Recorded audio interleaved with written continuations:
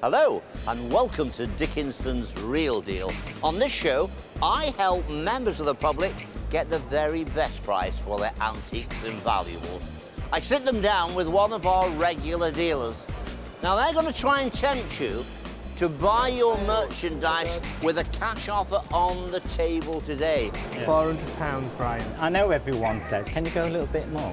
If I don't think the offer's strong enough, I'm going to say to our seller, don't take that, go to auction, have a gamble. You may get a little bit more money there.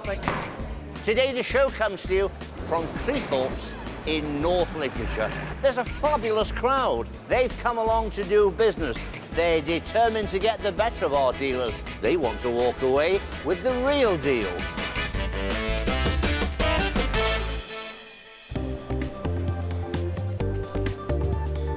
With a growing queue of locals all hoping they've got what our dealers want, it's up to Karen to kick off proceedings with a little knocker that was saved from a fiery end.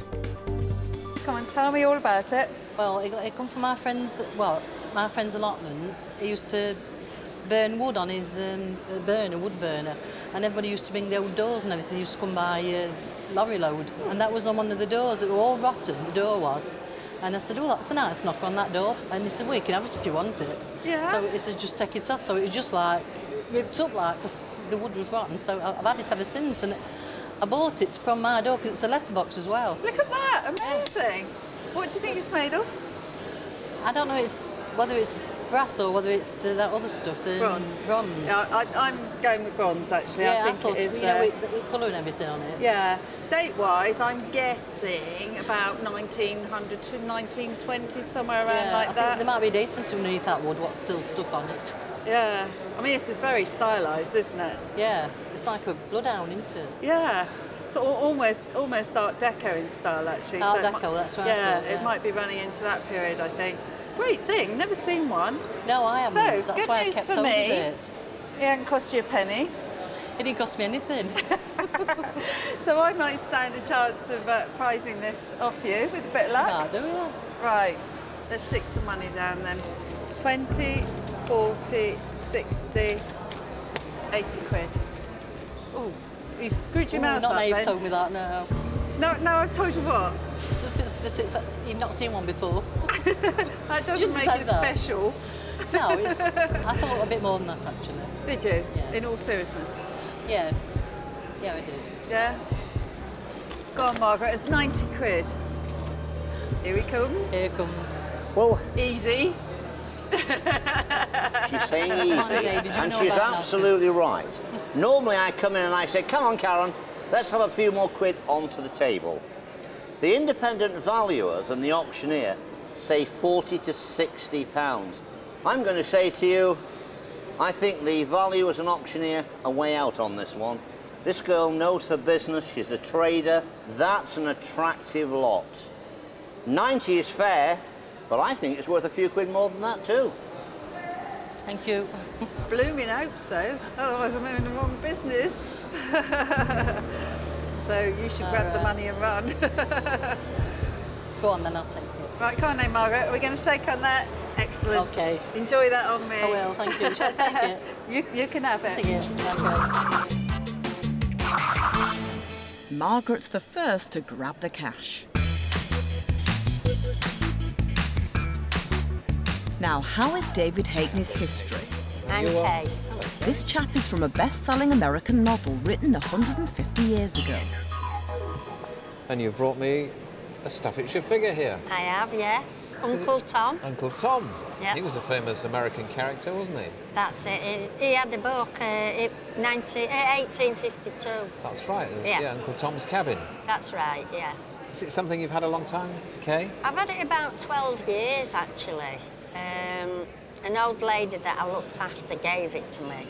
But then I didn't want it on display anymore, and I asked my nieces, I've two nieces. And they said, we don't want it. No, I don't want it. I know what you mean.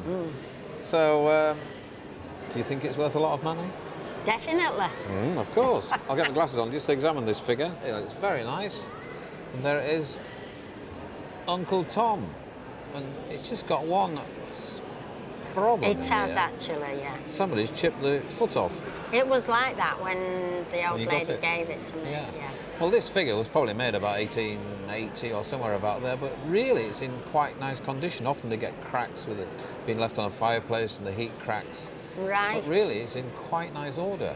It's lost a little bit of paint off his nose. It's a very, very good, quite a rare figure, this one. Right. But this market was better a few years ago when we had lots of American dealers coming over, you know? 'cause I it's see. American It's- subjects. Yeah. I'll get some money out and see if I can, Tempt me. yes, get you excited. Well, there's 20. No. I haven't finished yet. All right. 40. 50 quid. It's not a bad bid for a damaged figure, is it? No. No, it's very old, isn't it? It is very old. Better try and give you a bit more than that then. I'll change that to tenner for us. 20. £60 for Uncle Tom and the little girl. No. No. So if I don't buy it, you're going to take it to auction? Definitely. £70. Okay, I really like this figure, and if I bought this, I would have it restored properly, and it really would cost me a conservative guess, £60 to £70 to get this done. Restoration professionally is very expensive nowadays, like most things these days. Yeah. So I won't mess you about. I'm going to tell you what I'll give you, and that would be my lot, £80, because it would stand me like £140 restored. Okay? Another 10. I don't want to give another 10. I'll give you another favvy. Okay then. Is that an okay? Yeah, that's a deal. Are you happy? Yeah. You could have gone to auction, you know. I know I could. Might have been 60 quid. Thank you Thank very you much, very Kate. much. David is the proud owner of Uncle Tom. The dealers have been snapping up everything in front of them, so can George continue the buying game?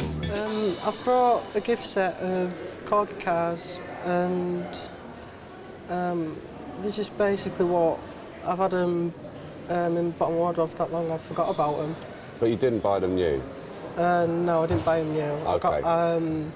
My neighbour was moving away, so he gave us to him because he knows I collect Corgi toys and Corgi cars, and he gave me them. Gave them to you. That's really kind. So why are you selling these particular ones? I'm selling them because I've got some driving lessons coming up and everything. Okay, going towards your driving lessons. Yeah, going towards my driving lessons. It's appropriate as well, isn't it, to spend money from selling cars on learning to drive, you see. All right then. So we think they're sort of early 1960s, don't we? And it's a complete set, isn't it? Yeah. I know you haven't played with them, but you must have had a look. And that, you know, each one, although in good condition, I would say has been played with. Yeah. You know, there's donks and bits of paint missing, things like that. So even though it's a complete set, I'm going to have to take that into consideration. So we know we've got all the set, but I think what's also important is that we've also got all the boxes that went inside the main box. I mean, that's really good.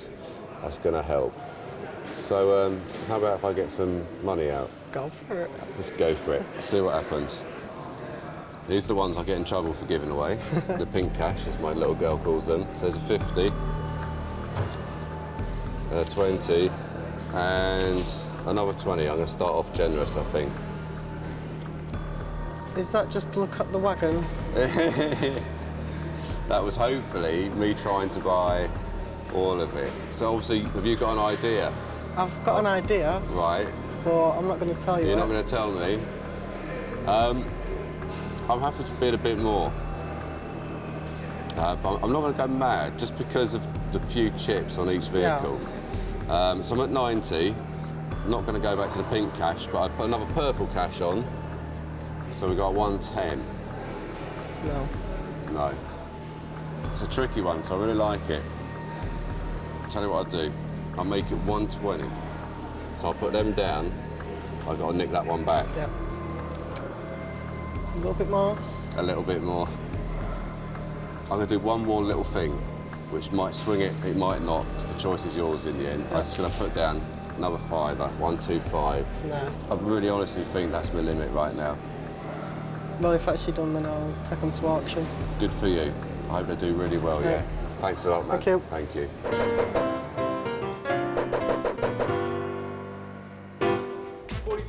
So George is the first dealer to lose out to the sale room. Auctioneer Colin Young is on the rostrum, so will John's gamble pay off? Any more now? At 320. You've decided to put them into a sale. Now, the estimation originally was 100 to 150 pounds. Yeah. But am I right in saying you've upped the reserve to 150? Yeah. Will you be disappointed if they don't sell? I will be and I won't be. I got them for free, so... Now, apparently you want the money for your driving lessons. Yeah. And the driving lessons have gone up. Yeah. That's why you put your reserve up. Is that right, John? Yeah. OK. Has John done the right thing? Let's find out. It's coming up now. Lot number 75 is a Corgi Toys gift set. Number 1B, a Carrymore car transporter together with 4 cars, boxed as you can see. Lovely lot this, starting a couple of hundred, 150 to go, 100 surely, 100, straight in. All right then, 80. 80 bid, thank you at 80. At 80 bid 5, 85, 90, 5, £100 bid surely, £100 a bid at 100, 110, 110, 120 at 120, 130, 130. 130 coming in now. He's struggling to get up to the 150. 140 at 140 bid, 50. Have another one now, surely. 150 to a C. 150 net buyer at 150. We're at 150. All that's in the room this time. At 140, 50 coming in. Just in time. I thought he was going to lose his driving lessons. At 150, we're on the internet and we're selling them at £150. Thank you. Gavel's just gone down at £150. There's 15% to come off that. That's roughly around about £127 to come back. Yeah. First of all, what's your reaction? Pretty equal on the dealer's day in here, so I'm happy. OK. Are you relieved? Yeah. You turned down 125 in cash with no deductions. But on the day, with the deductions, you've got £127 approximately, and that will be the real deal. Happy? Yeah, very. Driving lessons? Yep. He's coming for his driving lessons. That's the real deal. Welcome back to Dickinson's Real Deal from Cleethorpes. With its beautiful beaches, this seaside resort attracts people from miles around. And this pair have come all the way from the Far East. Now, you've brought 2 ivory figures along today. Can you tell me a little bit about how you acquired them? They've just been in the family a long time. A long time? A long time, yes. So this one is Japanese. Is it? I thought it was Chinese. No, it's Japanese. Of course, the ladies have Yeah. it. And it's got a little bit of a condition problem. I do realise It's got this crack which is running across it. And this one, I think that's Goanese myself. Yes, I would not know. Yeah. But they've both been in the family for a long Yeah, time. I don't think that's Oriental. And this one's going to probably date from about 1900, 1910, that sort of period. In sort of like the 1900s and Victorian times, it was very, very fashionable, this Orientalist look. So, have you got any idea of value, No, Irene? just a little. Just a little. That's all you need, just a little. Right. £50, Irene. I don't think so. You want a bit more? So £70, Irene. Yes, Tim. What do you think to £70? A little more. A little more. And that I used the word little, didn't I? You did, yes, yeah. Well, I should have Usually said they more, say shouldn't a I? lot more. Yes, yes. I'm not very good at this. £80. Are you feeling generous? Or are you feeling sorry for an old lady? No, I don't feel sorry for an old lady. I think you've got very pretty eyes. Has anyone ever told you that? No, not for a long time. What if I take that away and put... I'm watching you. You are watching me, I can see that. £90. I can see it now, there's a glisten there, a little twinkle. Am I getting close? Very close. As close as you're going to get. Do you like this colour? Oh, I love that colour. Do you? Yeah. Yes, definitely. But I've got to take You've these... got to take those away. Yeah, that's the hard reality of life. Of course. So I'm going to take that away and I'm going to put that there, £100. Do we have a deal? We have a deal. Thank you very much. Hard work, wasn't it, Tim? But thank you. It was hard work. And when I saw you, I thought she's going to be hard work. Yes, you can tell, can't you? Absolutely.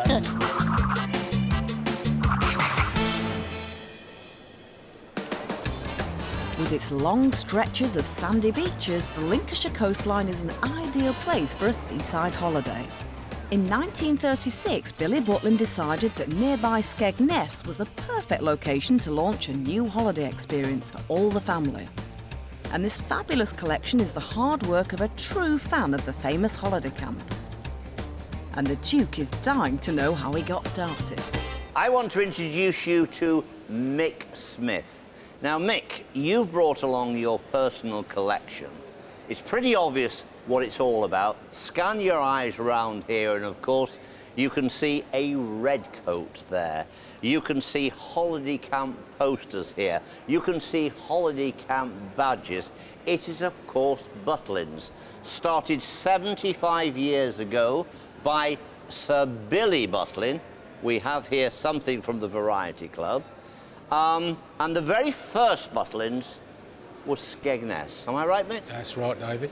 Do you know how many items you've got in the collection? Just the ballpark, an idea. Oh, I will, at a rough guess, 10 to 15,000. So 10 to 15,000 items.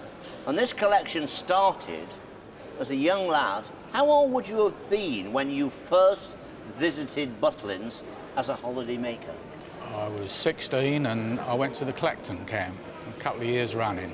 Had a couple of years break, and then a crowd of us went to Skegness. I think it was 1961, and I went there every year after that. I'm going to bring you forward a little bit, because after your teenage years as a camper, you then went and applied for a job at Butlins. That's right. How old were you then? I was 30 years old then. Okay. 1969. So you started as a barman? Yeah. And then progressed in the job to become a person in charge of bars? I was a supervisor, and then when I left 3 years later, I was one of the bar's managers. So in fairness, this holiday camp has been a major part of your life. Oh, yeah, sure. What we've got here is a full archive of Butlins holiday camps, in particular Skegness, and there really is just something about this material that cannot be collected today. But just before we want to close, I want to remind you of something. These are the type of sounds that we would have heard in the holiday camp in the morning. Hi-de-hi!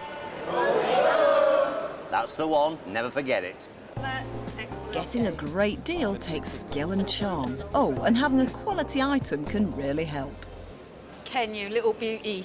You've brought in something really nice, haven't you? I have, yeah. Yeah, a fabulous inkstand. Yeah. So, how long have you had it? Oh, 20 years perhaps. Yeah?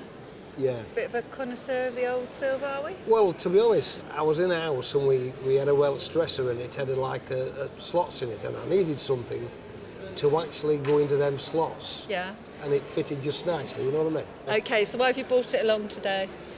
Well, to be honest with you, I'm in a two-bedroom bungalow now, and... Can you remember how much you paid? I think it was about somewhere near 400. But that was a real lot of money then, wasn't it? It was a good, yeah, it was a good amount, but it was a little gem that, and I saw it and I wanted it, you know what I mean? Let's have a little look.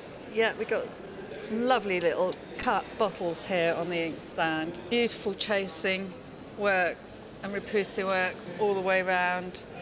And we've got hallmarks everywhere you look, haven't we? Yeah, We've got hallmarks along here, got hallmarks inside the lids even, when I had a quick look.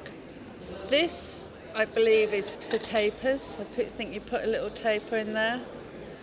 I never knew that. Yeah. Handsome piece. Now, have you got a figure in mind what you're looking for? Well, roughly, yeah. Okay. 51, 52, 53, 350. Yeah, I was looking for a bit more than that, Carol. Were you? Yeah. 350, 370, 390.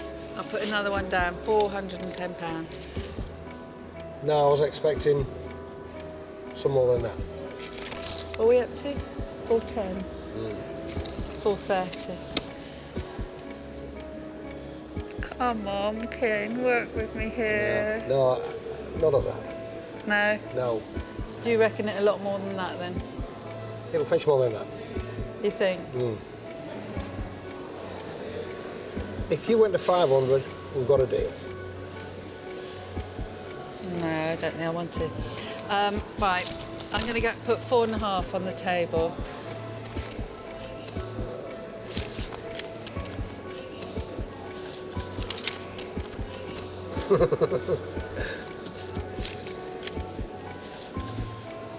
I was just checking you could see how much was there. Yeah. Put another 20 on and we've got a deal. You know I like it, don't you? Go on then. So what are we, 470? Yeah. And we're shaking. OK. Thank you very much for Thank you, selling Karen. out to me. I absolutely love it. Thank you.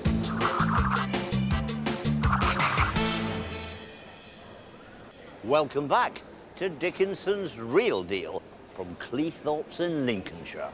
There's been plenty of buying and there's more notes coming out at George's table. And our next seller just hopes they're the right ones. And you bought me an accordion. Whose is it? Is it yours? It's my mum's. I brought it on behalf of my mum. Okay. And it was her father's, so my granddad's basically. Okay, so he played it. Not that I'm ever aware of. We but don't know. I'm not quite sure where it came from. So. Okay. And can you play it? No. Am I going to embarrass myself and attempt to? Absolutely. Okay.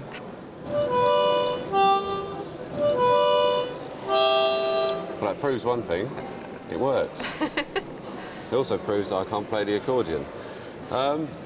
It's nice. I think you sort of dated it. It's sort of, I guess, Edwardian, about 1920s. Right. It plays, which is good. There's a little bit, I think, of, can you see trim missing that runs? Oh, right, yes. And a really good thing as well is that you've got the box, which always helps. So why are you selling it? Basically, we've downsized our house, and Mum just wants to get rid of all the things. Either they're worth something or they're not, and if they're not, then they're going. So surplus must go. Get basically, some cash in. yes. No, good for you. So talking of cash, shall I make you an offer of some kind? Yep, give it a go. It's the name of the game. So I reckon the box is worth 20 quid. Right. So 1, and then 2, 3. I think she would probably be expecting a little bit more. Right. I think I can give perhaps a little bit more. I think I'm pretty close. See what I've got. What's hiding? So 2 5s is 70. Having seen other things on the television with accordions, they are quite sought after, aren't they? Some can make really good money. Generally more decorated ones with inlay and things like that, which sadly this isn't. I'll stand you another 5. So that's 75. Right. OK, we'll do a deal. Thank you very much. Thank you. Thank you.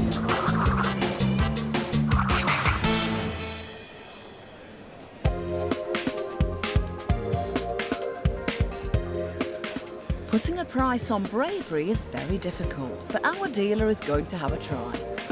Hi, I'm David Haney. You are? David Lindley.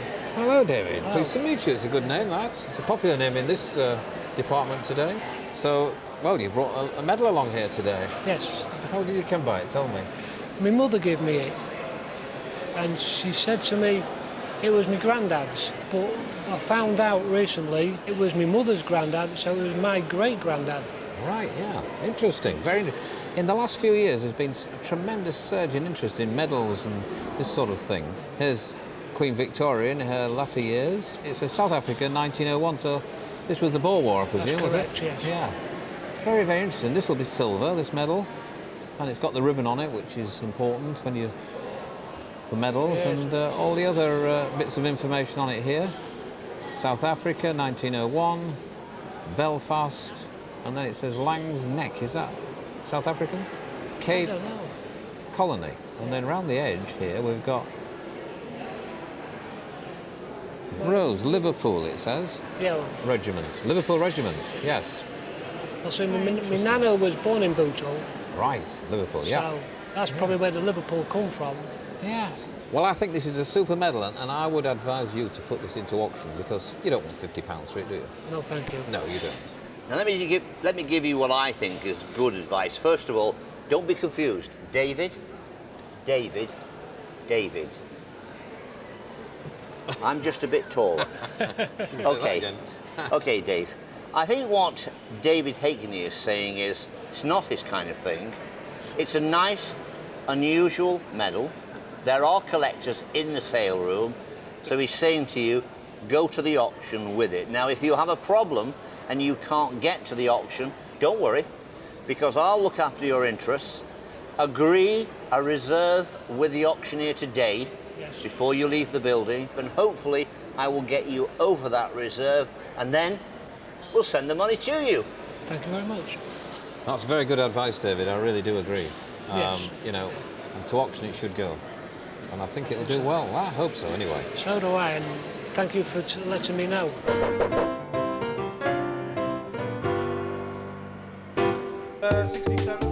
So, unable to make the auction, David has entrusted the Duke with his great-grandfather's medal, which is about to go under the hammer. It's here in the sale room. He can't make it today. He's got prior appointments, so I'm looking after his interest. He's got to make £120 to sell. Let's see what happens. £100 to go then. Here to be sold. 100. £100 on the internet at 100. 110.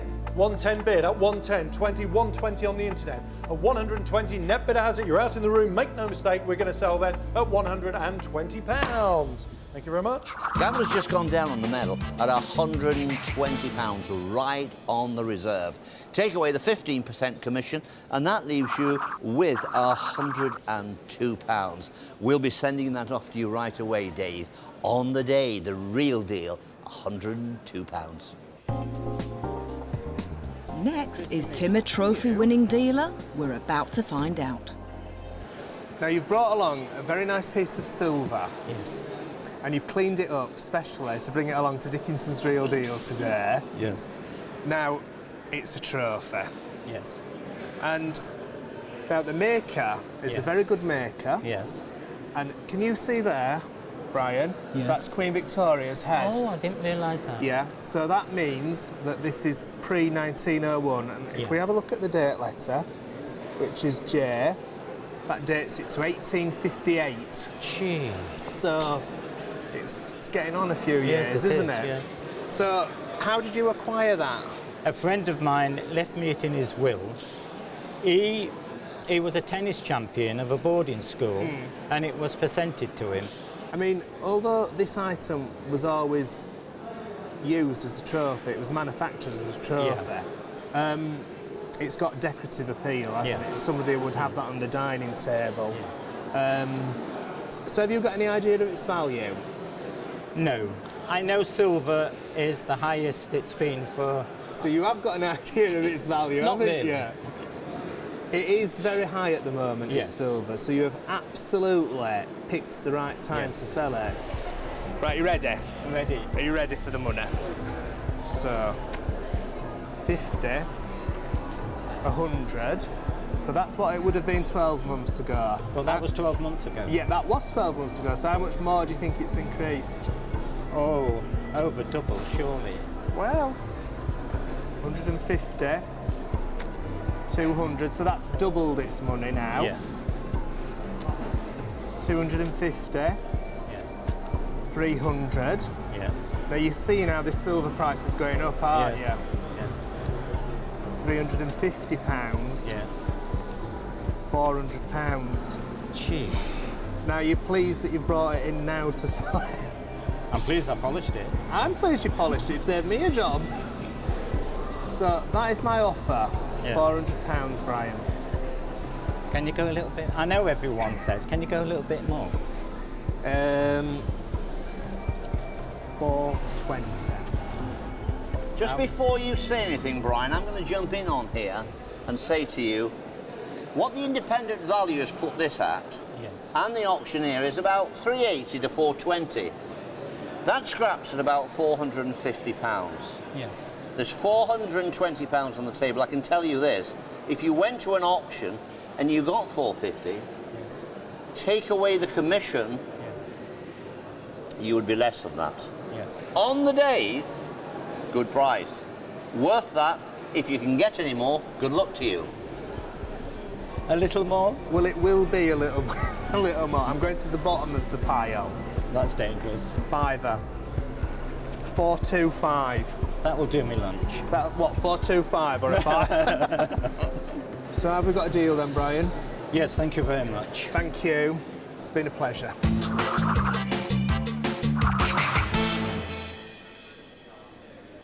Welcome back to Dickinson's Real Deal. As the day draws to a close, David Hackney has just been presented with an interesting piece.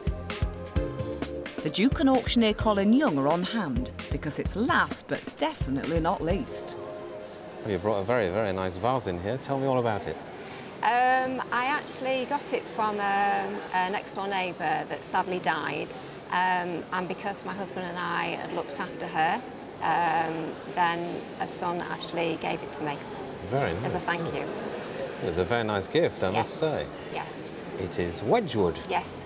And one of the finest pieces of Wedgwood, really, and this is Fairyland Wedgwood, made in the 1920s. Yeah. And the designer of this was Daisy Making Jones.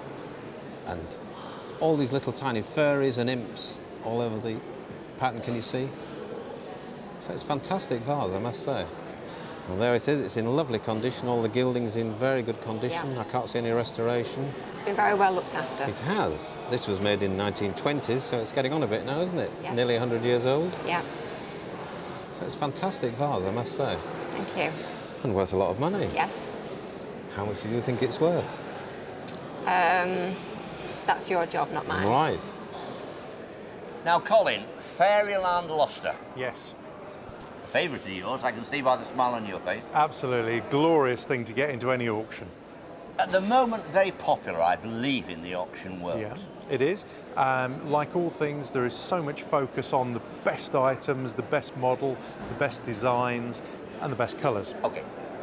This particular one is in the manor, and we believe it to be by Daisy Making Jones. What do we know about her? From the 1920s, 1930s, principally, one of the great designers on this type of ware for Wedgwood, and putting that combination of a great factory like Wedgwood, a great designer, you've got the whole package. It ticks the boxes, but what's it really worth? Our independent valuers say £500 to £700. You can see Colin, our auctioneer, likes it very much. So what do you say, Colin? I think the top end of that scale is very realistic. It would probably do a little better than that. I don't quite think it would hit the four-figure sum, but you never know how the auction would go. Okay. David Hackney, our dealer, likes this kind of merchandise. I suspect he'll try and buy it. I better get some money out and see if I can try Okay. and tempt you here. I think I better get plenty out as You well. are indeed. 100, 200, 300, £400. I think you'll have to go a lot higher. Okay. Oh, here's some advice. Right. What's on the table, Joanne? 400. Well, a very nice start, I'm going to say. What we've got here, I'm sure David has already told you, a lustre vase by Wedgwood. £500 to £700 is the estimation, both from the auctioneer and the independent valuers. David sees the potential. He started off with his £400 tempting pounds of his own money, don't forget. That's why it's difficult to take it off these chaps. Not really. But I think it's worth more than that. Yeah.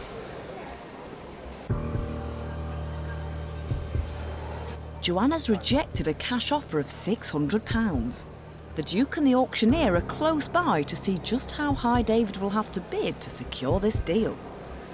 So the £600 there, I'm going to say 650, 700, 750, and I'm about there. Can we push for one more? One more what? 50. I'll tell you what I'll do. I'll give another 20. 770. Can I take some advice from my husband? Of course. Can I? I'll come back in here because you're making signals, obviously, to your partner over I am. there. Come round here with me. Okay. So at least you can put your 2 penneth in as well. Right. £770 is now on the table. Right. The question is, are you going to gamble and go to auction? Or are you going to take the tempting cash offer of his own cash? The one thing that I'm interested in is that basically you say it's rare and you can't find it on the internet. It maybe go for more than £1,000. It is a possibility, so you have to have that sense of gamble. I've had this very vase before, but not in that colour, so I was just a bit dubious about the colour. This is a dealer that has experience. I'm sure he has a vested interest in buying it because he wants to make a profit. Absolutely. Yeah. At the same time, it is desirable, and if it's desirable, there will be others who feel the same way. You and me, mate, out of the way. Right. Well, Joanne, we've got 770 here. What do you think? Yes, I'm thinking. All right. Well, shall I try and help you Yeah. a little bit? And I'll take that away, and I'm going to say, to try and make your mind up, because I really want to buy this, £800. You're making me nervous now. I know. £50 more and you've got a deal. Go on. 850. Okay. Thank you very Thank much. I love it. Okay. Joanne didn't need her husband. She did very well all on her own. Now let's see how our dealers got on. Karen couldn't inch out a profit on the inkstand, selling it for £470. I just love it. I really like this. This is something I've never seen, and it's a real pleasure to buy. I absolutely love it. But she managed to sell the door knocker for £110. Tim moved the ivory figures on for the £100 he paid, but was rewarded with a profit when the trophy sold for £460. George has had no luck selling the accordion. And David is yet to find a buyer for the Staffordshire figure. But his gamble on the unusually coloured Wedgwood vase paid off when it sold for £1,000.